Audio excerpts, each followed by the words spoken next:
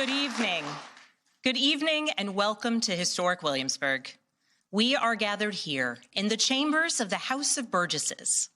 In 1705, the people of the Virginia colony gathered here to take on the extraordinary task of governing themselves.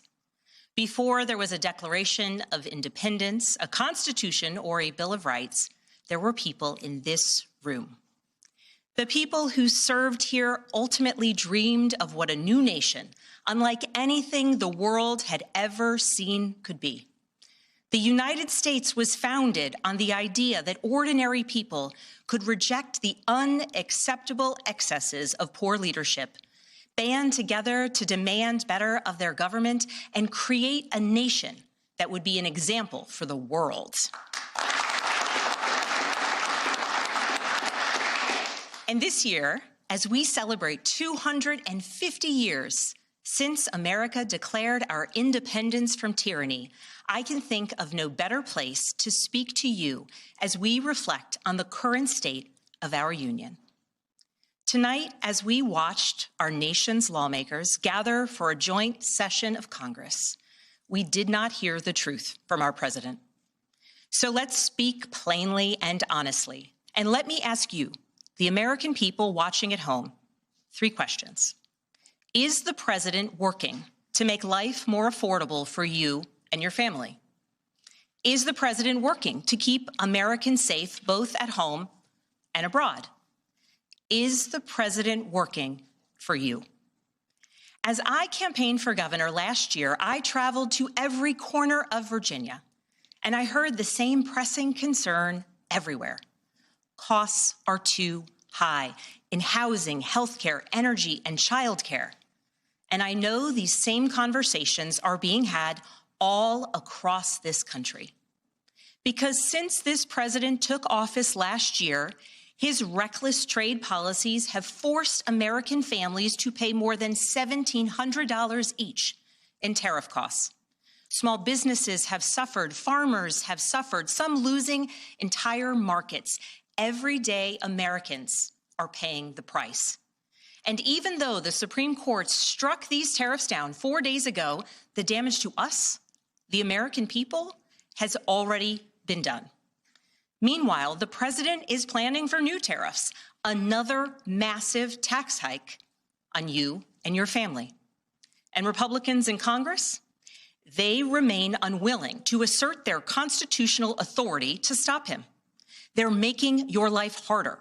They're making your life more expensive. They're even making it more difficult to see a doctor. Rural health clinics in Virginia and across the country are already closing their doors thanks to the so-called One Big Beautiful Bill, championed by the president and Republicans in Congress. And tonight, the president celebrated this law, the one threatening rural hospitals, stripping health care from millions of Americans and driving up costs in energy and housing, all while cutting food programs for hungry kids. But here in Virginia, I am working with our state legislature to lower costs and make the Commonwealth more affordable. And it's not just me. Democrats across the country are laser focused on affordability in our nation's capital and in state capitals and communities across America. In the most innovative and exceptional nation in the history of the world, Americans deserve to know that their leaders are focused on addressing the problems that keep them up at night. Problems that dictate where you live, whether you can afford to start a business or whether you have to skip a prescription in order to buy groceries. So I'll ask again, is the president working to make life more affordable for you and your family? We all know the answer is no.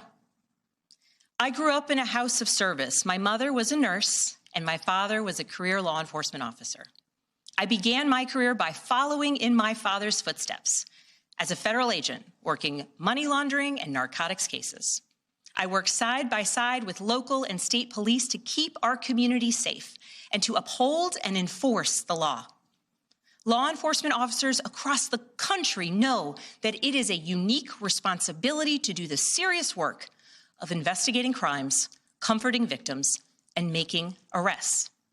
It's about building trust, and that requires an abiding sense of duty and commitment to community.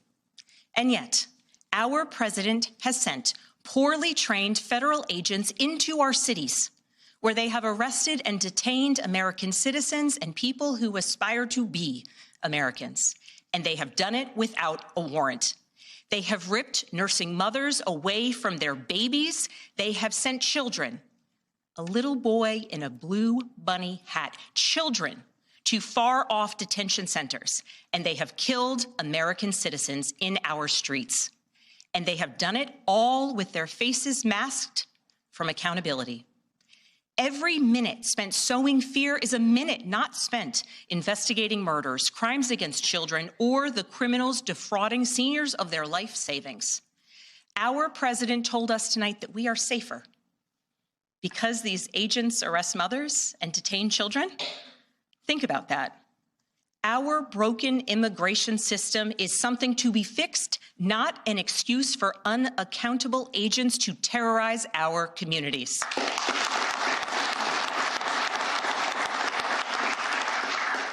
After working in law enforcement, I continued my career of service as a CIA officer, working undercover to protect the United States and our allies from global threats, terrorism, nuclear weapons, and the aggression of adversarial nations around the globe.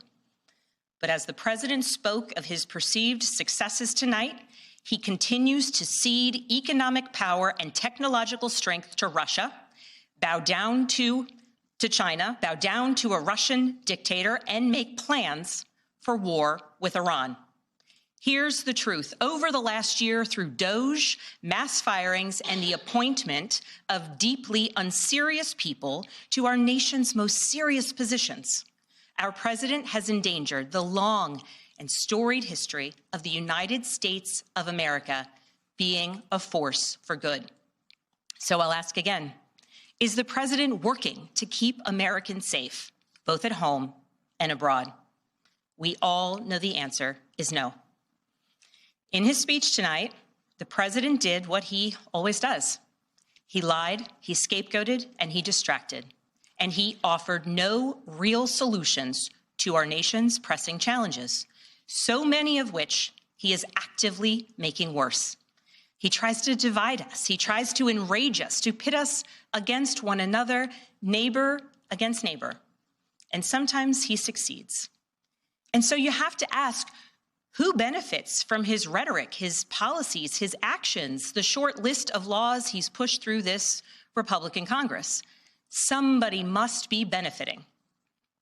He's enriching himself, his family, his friends. The scale of the corruption is unprecedented. There's the cover-up of the Epstein files, the crypto scams, cozying up to foreign princes for airplanes and billionaires for ballrooms, putting his name and face on buildings all over our nation's capital. This is not what our founders envisioned, not by a long shot.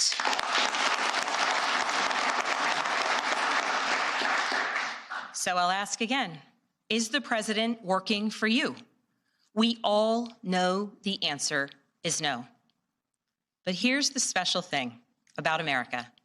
On our 250th anniversary, we know better than any nation what is possible when ordinary citizens, like those who once dreamed right here in this room, reject the unacceptable and demand more of their government.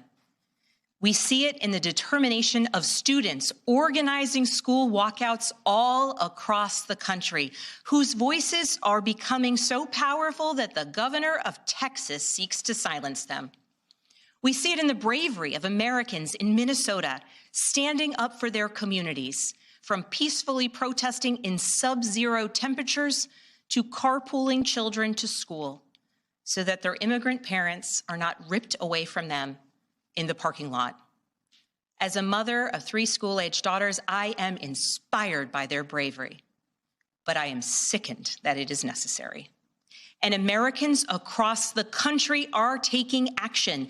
They are going to the ballot box to reject this chaos. With their votes, they are writing a new story, a more hopeful story. In November, I won my election by 15 points.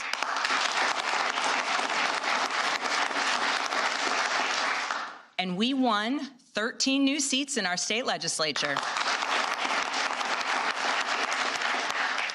Because voters decided they wanted something different. Our campaign earned votes from Democrats, Republicans, independents, and everyone in between. Because they knew as citizens they could demand more, that they could vote for what they believe matters, and that they didn't need to be constrained by a party or political affiliation. This is happening across the country. New Jersey elected Mikey Sherrill as governor in a double-digit victory. Democrats flipped state legislative seats in places like Georgia, Iowa, Mississippi, and Texas. The list goes on and on. Ordinary Americans are stepping up to run in the spirit of our forefathers. They are running to demand more and to do more for their neighbors and communities. I know the story well. I first ran for office in 2018 alongside dozens of other Democrats who did the seemingly impossible, flipping 41 seats in Congress. In my case, I was the first Democrat elected in 50 years, swinging our district 17 points. Those who are stepping up now to run will win in November because Americans, you at home, know you can demand more and that we are working to lower costs. We are working to keep our communities and our country safe, and we are working for you.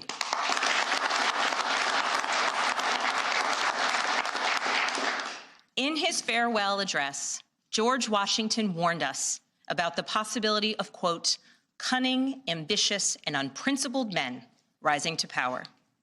But he also encouraged us, all Americans, to unite in a common cause, to move this nation forward. That is our charge once more, and that is what we are seeing across the country. It is deeply American and patriotic to do so, and it is how we ensure that the state of our union remains strong, not just this year, but for the next 250 years as well, because we, the people, have the power to make change, the power to stand up for what is right, the power to demand more of our nation.